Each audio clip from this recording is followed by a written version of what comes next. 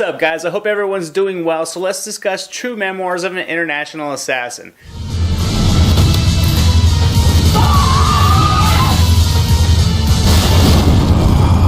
Never bring a knife to a gun. You brought a knife to a gunfight! This Netflix original film stars Kevin James and is directed by Jeff Wadlow. The story in this one follows a writer who gets pulled into a dangerous world of international criminals when his book about an assassin is published as a non-fiction, and some very bad people think he really is the character he wrote about in his novel. Now, I think we can all agree that the Paul Blart films didn't exactly kill it in terms of comedic delivery or box office return, but Kevin James has thrived in the sitcom world. I can still enjoy The King of Queens today, and his new show, Kevin Can Wait, is showing some mild promise, and with this new Netflix film, I had some mild hopes, but honestly little expectations. I thought the premise was relatively creative. You have a writer who basically lives through all the characters in these stories he's suddenly put into one of them. It's a simple plot, but one that does deliver some mindless entertainment, and yes, you can see where this story will go long before it actually does, and despite seeing the character arcs well in advance, if dumb humor mixed with some action is on the menu, this film will certainly deliver doses of that. And yes, there was a lot of weak dialogue in this film, but littered in were some jokes that land, as well as some funny lines and scenarios that do rouse a chuckle or two,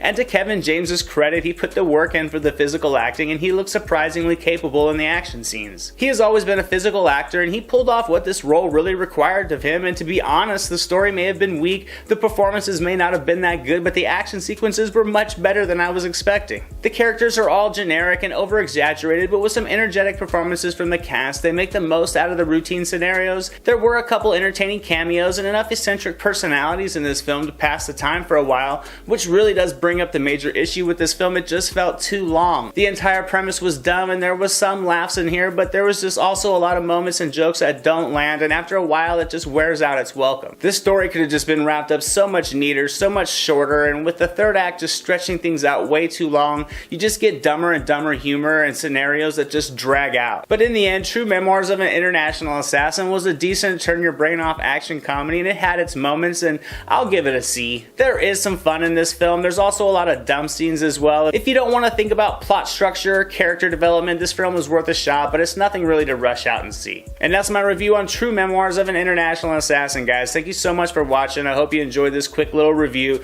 Don't forget you can reach me on Twitter at YourCinemaGuy, and if you like videos like these and you want to see more, don't forget to subscribe. As always, I'm Anthony. This is the Silver Screen Analysis, and I'll see you guys at the movies.